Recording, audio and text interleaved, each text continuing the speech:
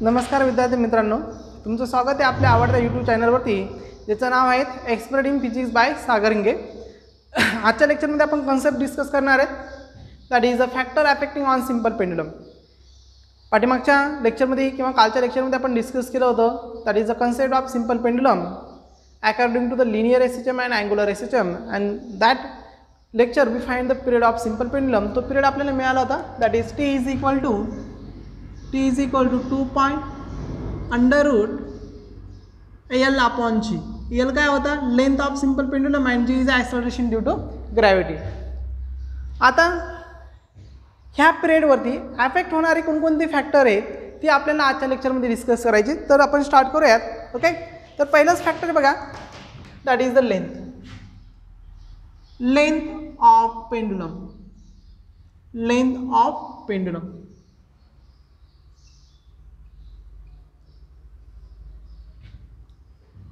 आपल्याकडं पेंडुलमसाठी म्हणजे पिरियड ऑफ सिम्पल पेंडुलमचं इक्वेशन आहे, T is equal to 2 point under root L upon G, बरोबर की नाही, एल अपॉन जी. जर आपण ह्या इक्वेशननुसार जर बघितलं, 2 point g is constant, then T is directly proportional to the root of g, root of L when g is constant. बघा, acceleration due to gravity constant आहे, त्यावेळेस T is directly proportional to root of length. याचा meaning असा होतो की length increases, then period of simple pendulum is also increases. That is, तुम्ही म्हणू शकता T square is directly proportional to the L. Okay, आता याचं ग्राफिकल रिप्रेझेंटेशन जर घेतलं आपण, ग्राफिकल रिप्रेझेंटेशन, तर बघा याचं ग्राफिकल रिप्रेझेंटेशन कशा पद्धतीने आपल्याला मिळेल. मग आपण T is along Y axis आणि L is along X axis. Okay, तर बघा L increases, then period will be increases कसा, स्क्वेअरमध्ये. म्हणजे तुम्हाला इथं जो ग्राफ मिळेल तो अशा पद्धतीचा मिळेल. ओके, कशा पद्धतीने मिळालं बघा, जस्ट इमॅजिन दॅट इथं मी घेतलं 1 2 3 4, ही काय घेतली तुमची लेंथ घेतली, त्यावेळेस पिरियड इथं असणार आहेत. समजा 1 2 3 4, इथं पिरियड आहे तुमचा 1 4 9 8 16 इन दिस वे. म्हणजे बघा 1 2 9 16, म्हणजे अशा पद्धतीचं मिळेल तुम्हाला. ओके, इन दिस वे अशा पद्धतीचं काय मिळेल तुम्हाला, graphical representation T versus L. Okay, आणि हे जर आपण टी स्क्वेअर एल साठी जर घेतलं, sorry this one will be wrong. आपण जर टी आणि रूट एल साठी जर घेतलं, तर टी आणि रूट एल साठी तर अशा पद्धतीचं मिळेल T and root L versus T, then we get the graph in this way. Okay, आणि ज्यावेळेस तुम्ही एल वर्सेस टी घेणार, L versus T square, then we get the straight line. अशा पद्धतीचं काय मिळेल तुम्हाला, ग्राफिकल रिप्रेझेंटेशन मिळेल, that is T is directly proportional to root L, and here T is directly, T square is directly proportional to L. So in this way अशा पद्धतीने तुम्हाला काय मिळेल, तर ग्राफिकल रिप्रेझेंटेशन मिळेल. काय मिळेल, graphical representation. So this is the first factor that is affecting on period of simple pendulum. हिट असं म्हणता येईल मग, that is length increases, length जर इंक्रीज जर केली, length increases, then period of pendulum, simple pendulum काय होईल, इंक्रीज होईल, इज इंक्रीजेस. तो काय होईल, इंक्रीज होईल, कारण डायरेक्टली प्रोपोर्शनल आहे. अँड इनवर्सली, दॅट इज त्याच्या अपोज जर घेतला आपण, that is length is decreases,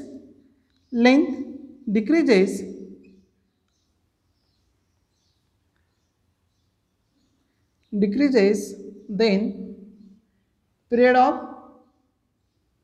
of pendulum काय होईल, is decreases. period of pendulum काय होईल, तर डिक्रीज होईल. So this is the first factor. आता आपण सेकंड फॅक्टरकडे जाऊयात. सेकंड फॅक्टर, सेकंड फॅक्टर आहे acceleration due to gravity. Acceleration due to gravity.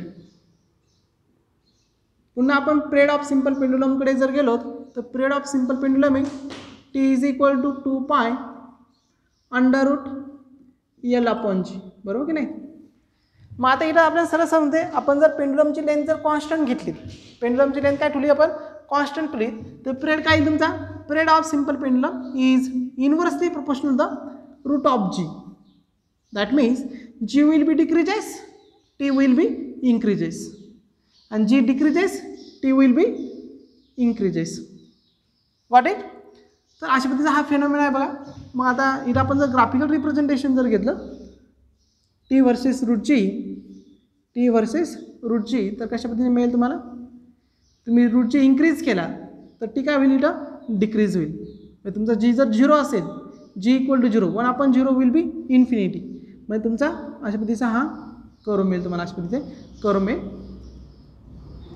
That is, if you increase the g, root g, then period will be decreases. अशा पद्धतीने मग period decrease होता नाही मिळेल. मग इथं असं म्हणू शकतो, that is g will be increases, period will be decreases, and g will be decreases, period will be increases.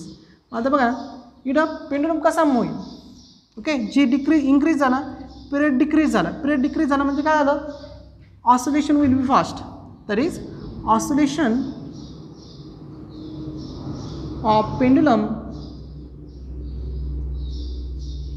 is moving fast. किंवा bob is move fast. किंवा असे म्हणता येईल pendulum oscillate fastly.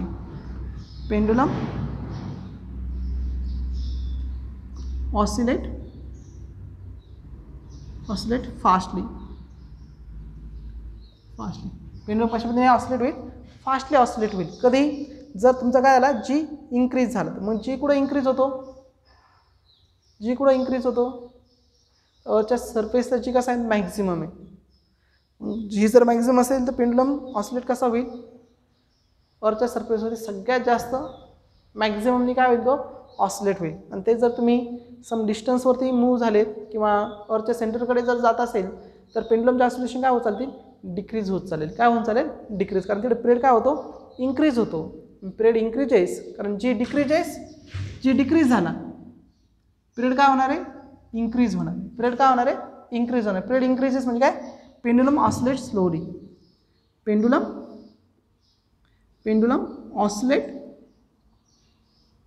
Oscillate slowly काय होईल, तो move होईल. Okay, आता तिसरा फॅक्टर बघा, effect of temperature. Okay, effect of temperature.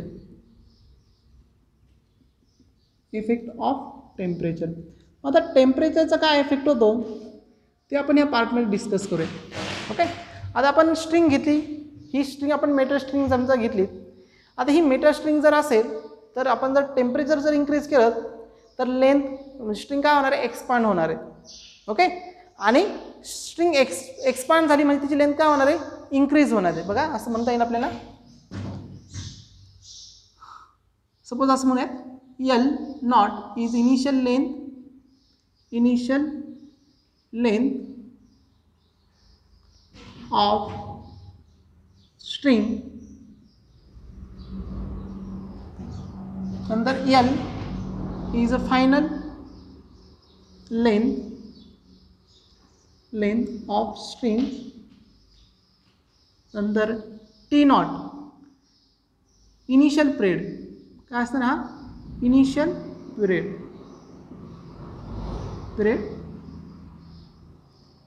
Initial period, and T is a final period. And delta theta is a change of temperature, change of increasing temperature म्हणता येईल, increasing temperature, change of increasing temperature. Temperature आपण इथं समजा increase केलं, when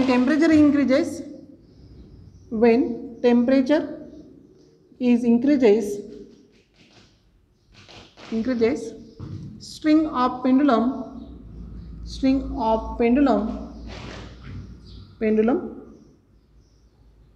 is expand, that is length of string will be increases.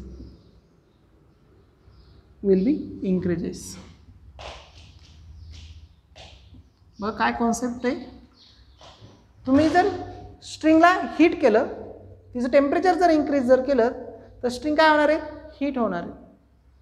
String काय होणार आहे, heat होणार आहे. हीट झाल्यानंतर ती एक्सपांड होईल, म्हणजे तिची लेंथ काय होणार आहे, इन्क्रीज होणार आहे.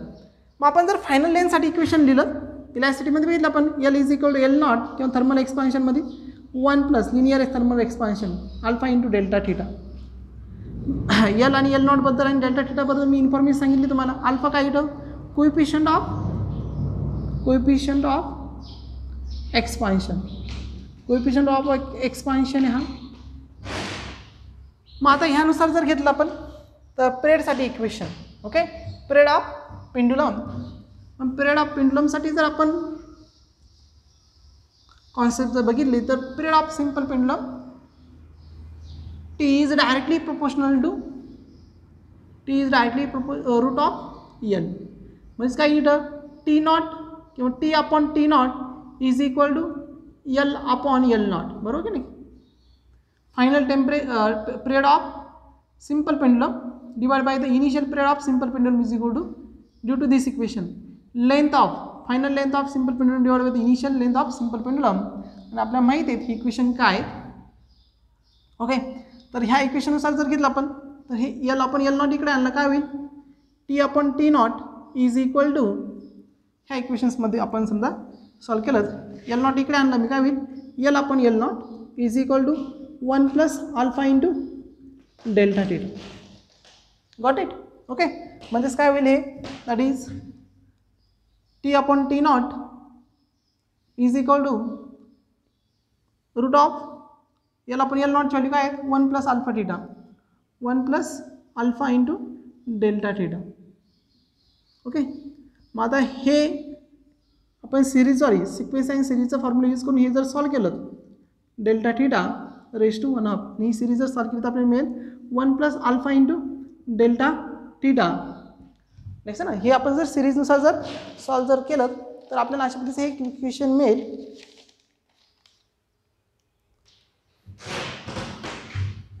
वन प्लस ही सिरीज सॉल्व केली तर 1 plus 1/2 alpha into delta theta plus and 1/3 factorial alpha into delta theta and so on. आपण काय केलं, हायर पॉवर टर्म जे आहे ते निग्लेक्ट केल्या आणि ह्या दोन इक्वेशनमध्ये इक्वेशन राईट केलं, T अपॉन T नॉट, हा 1 इकडे आणला काय होईल, T upon T nought minus 1 is equal to 1/2 alpha into delta theta. तुम्हाला इथे change of temperature change of period find करता येईल. म्हणजे T मायनस T nought upon T nought is equal to 1 upon alpha into delta theta, that is T upon T minus T naught काय delta T upon T naught is equal to 1 of alpha into delta theta. म्हणजे बघा, if you increase the temperature जर increase झाले तर हा जो ratio आहे delta T upon delta T upon T naught, हा जो रेशो आहे तो सुद्धा काय होईल, increase होईल. That means if you increase the temperature, then the length of pendulum will be increases. That means period of simple pendulum will be increases. म्हणजे simple पेंडुलमचा period काय होतं, इन्क्रीज होतो.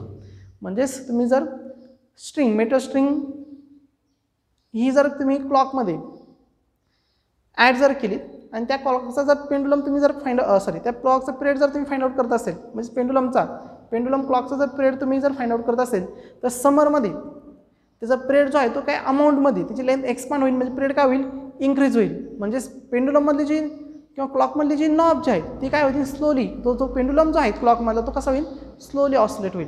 मी परत एक्झाम्पल सांगतो बघा, तुम्ही जर पेंडुलम क्लॉक जर घेतलं तर पेंडुलम क्लॉकमध्ये आपण जी स्ट्रिंग असते ती जर मेटल स्ट्रिंग असेल आणि समरमध्ये काय होतं, टेम्परेचर इन्क्रीज होतं. टेम्परेचर इन्क्रीज झाल्यामुळे ती लेंथ काय होणार, स्ट्रिंगची एक्सपांड होईल. स्ट्रिंगची लेंथ एक्सपांड झाली याचा अर्थ काय झालं, पिरियड विल बी इन्क्रीजेस.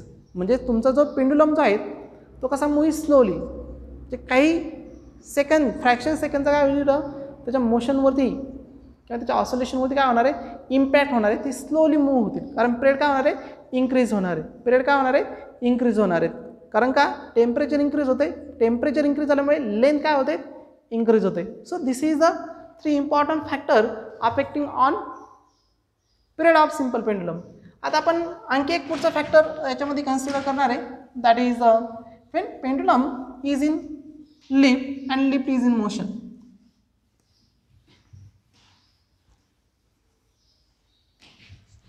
आपला नेक्स्ट पार्ट जो आहे that is pendulum in A lift.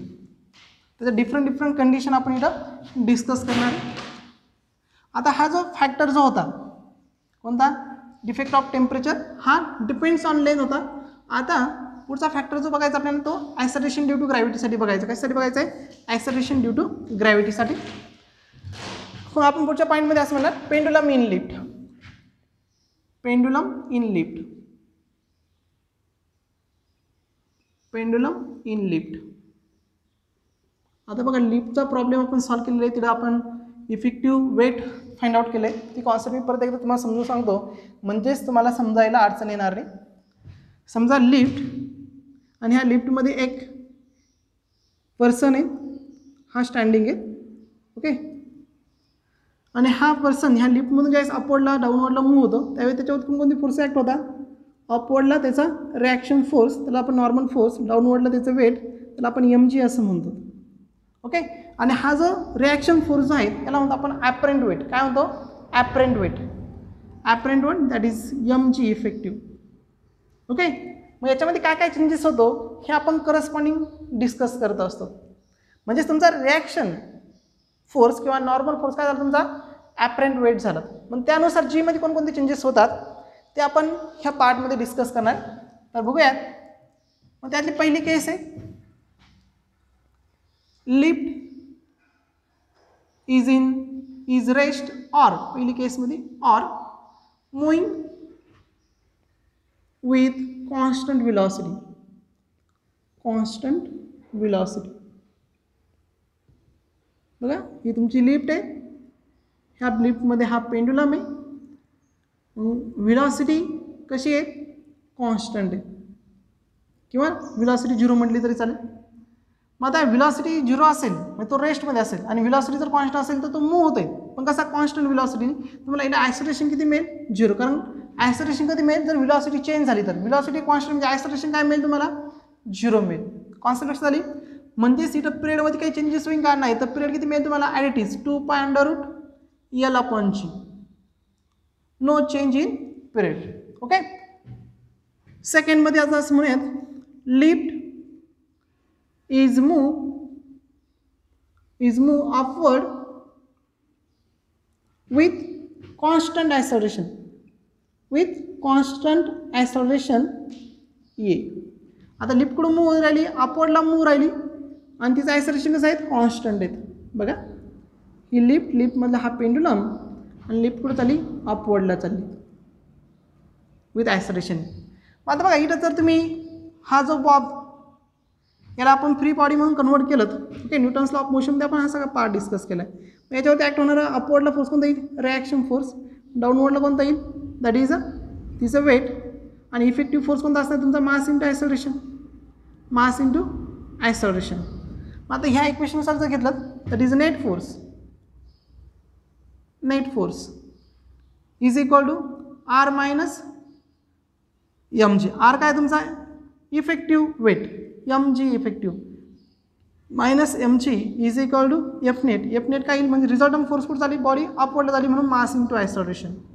मग बघा mg इफेक्टिव्ह इज इक्वल काय येईल, ma प्लस mg. लक्षात का, हा mg आपण इकडे आणला, LHSला आणला. मग g इफेक्टिव्ह काय मिळेल आपल्याला, g effective is equal to m get cancel दोन्ही साईडचे. So m get cancel, so g effective is equal to a+g. मग आता पिरियड काय येईल बघा तुमचा पेंडुलमचा, देअरफॉर पिरियडचा फॉर्म्युला आपला 2π√L/g कसा राहील, इथे इफेक्टिव्ह राहील, g इफेक्टिव्ह. हा g इफेक्टिव्ह किती मिळाला आपल्याला, a+g मिळालं. काय मिळालं, a+g. ही व्हॅल्यू आपण इथे सबस्टिट्यूट केली तर पिरियड काय होईल, t is equal to 2π√L/g + a. याच्यामध्ये बघा जी काय झालं तुमचा इन्क्रीज झालं, G increases pendulum period of pendulum will be decreases. हा इन्क्रीज झाला डिनॉमिनेटर्स फॅक्टर, पिरियड काय होईल डिक्रीज होईल. म्हणजेच पेंडुलम ह्या लिफ्टमध्ये कसा मूव्ह होईल, कसा ऑसिलेट होईल, फास्टली ऑसिलेट होईल. इट असं म्हणा conclusion that is period of pendulum period of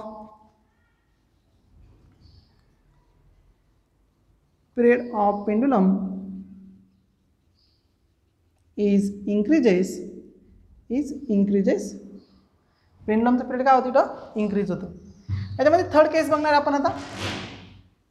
third case that is lift is move, lift डाऊनवर्डला घेऊया तर lift is move downward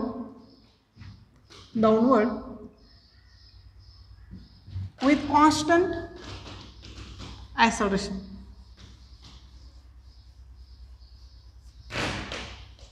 Lift move downward with constant acceleration. Okay, आता बघा ही तुमची लिफ्ट आहे, लिफ्टमध्ये हा बॉब आणि आता लिफ्ट कुठे चालली डाऊनवर्डला चालली, लिफ्ट कुठे चालली डाऊनवर्डला. मग परत आपण ह्या बॉबला फ्री बॉडीमध्ये कन्वर्ट केलं, डाऊनवर्डला mg, अपवर्डला रिॲक्शन फोर्स म्हणजे जी इफेक्टिव्ह, आणि लिफ्ट रिझल्टंट फोर्स कुठे चालला लिफ्ट डाऊनवर्डला चालली, हा रिझल्टंट फोर्स. मी परत म्हणा net force is equal to R minus नाही, आता रिझल्टंट फोर्सची डिरेक्शन कुठे डाऊनवर्डला, म्हणजे काय येईल mg मायनस आर. लक्षात ना, mg मायनस आर, कारण रिझल्टंट फोर्सच्या डिरेक्शन कोण आहे mg, त्याचं अपोजिट डिरेक्शन कोण आहे आर. मग तेच काय येईल ma is equal to mg minus mg effective. R म्हणजे काय असतं आपला इफेक्टिव्ह फोर्स किंवा इफेक्टिव्ह वेट. मग हा mg इफेक्टिव्ह जर घेतला आपण, mg इफेक्टिव्ह हा इकडे घेतला, ma इकडे पाठवला, हा निगेटिव्ह इकडे आले प्लस होईल, ma तिकडे गेलं निगेटिव्ह होईल. So mg minus ma, that is sign will be altered. So m get cancelled. So g effective काय मिळेल तुम्हाला इथं, g effective is g minus a. Okay, मग आता g effective तुम्हाला मिळालं g minus a. Therefore period t is equal to 2 pi under l upon g effective. मग g effective किती आला g minus a आला. t is equal to 2 pi under l upon g minus a. म्हणजे जीमधून ए काय होतं आहे decrease होतं आहे. जिथं इथं जीमध्ये ए ॲड होत होता, इथं जीमधून ए काय राहिला डिक्रीज होऊ राहिलं. याचा अर्थ डिनॉमिनेटर काय राहिला डिक्रीज, पिरियड काय होईल इन्क्रीज होईल. That is T will be increases, period काय होईल इन्क्रीज होईल, इन्क्रीज. सर इथं चुकलं ना आपलं, G will be increase, period of pendulum will be decrease. Sorry, इथं काय होईल तो डिक्रीज होईल, डिक्रीज. इथं काय होईल तो इन्क्रीज होईल, कारण डिनॉमिनेटर डिक्रीज झाला, न्यूमरेटर विल बी इन्क्रीज, म्हणजे टी काय आलं इन्क्रीज झालं. सो इन्क्रीज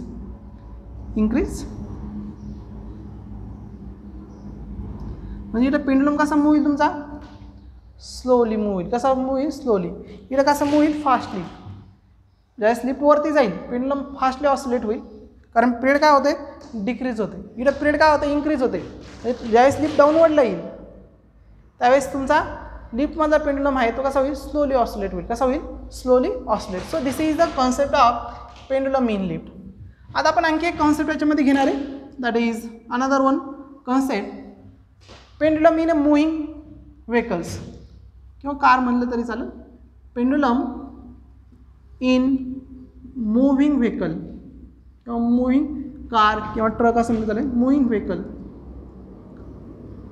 ओके, मग मूव्हिंग व्हेकलमध्ये जर तुमचं पेंडुलम असेल, simple pendulum, suppose just imagine this is a straight road, आणि ह्या स्ट्रेट रोडवरती तुमचं हे व्हेकल्स आहे. ओके, आणि हे व्हेकल्स काय होऊ राहिलं मूव्ह होऊ राहिलं, काय होऊ राहिलं मूव्ह होऊ राहिलं.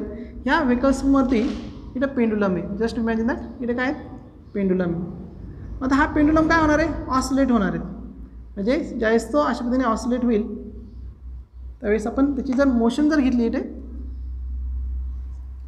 दिस वन, हा पेंडुलम आहे आणि आफ्टर सम टाईम तो काय येईल इकडे येईल. ओके, मग त्याच्यावरती ॲक्ट होणारे फोर्सेस जर बघितले आपण त्याच्यावरती ॲफेक्ट होणार आहे. हा अँगल थीटा आपण इथे घेऊ शकतो. ओके, मग ह्या डिरेक्शन काय असणार त्याची जी इफेक्टिव्ह असणार आहे. काय असणार आहे? जी इफेक्टिव्ह. आता बघा, आणि डाऊनवर्डच्या डिरेक्शनला जी असणार आहे, वेट त्याचं ॲक्ट होणार जी, आणि ह्या डिरेक्शन काय असणार आहे? ॲक्सलरेशन.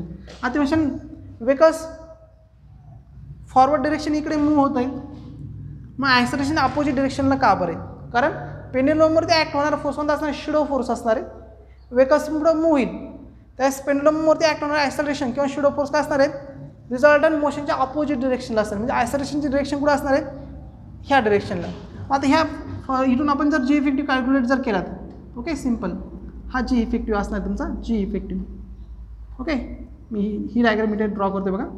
डाऊनवर्डला जी, इकडं ॲक्सलरेशन ऑफ पेंडुलम, आणि इकडं काय असणार तुमचा net G effective.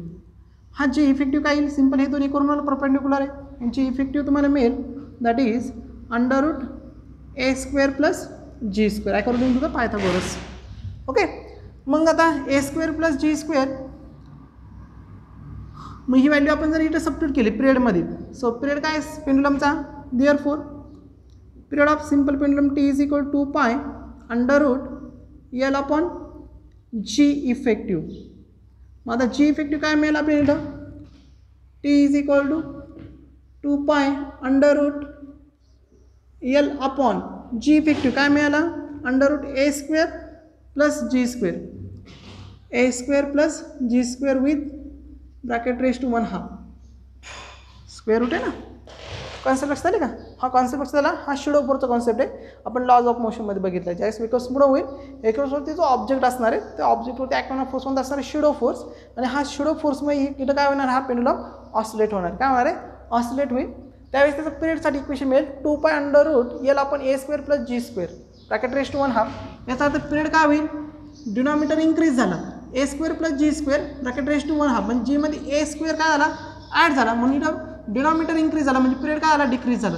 That is T is decreases, आणि टी डिक्रीज झाला, T decreases, that is pendulum move fastly. म्हणजे तुम्ही जर कार जर मोशनमध्ये असेल किंवा तुमचं व्हेकल जर मोशनमध्ये असेल आणि त्यामध्ये जर पेंडुलम असेल तर पेंडुलम काय होईल? Move fastly.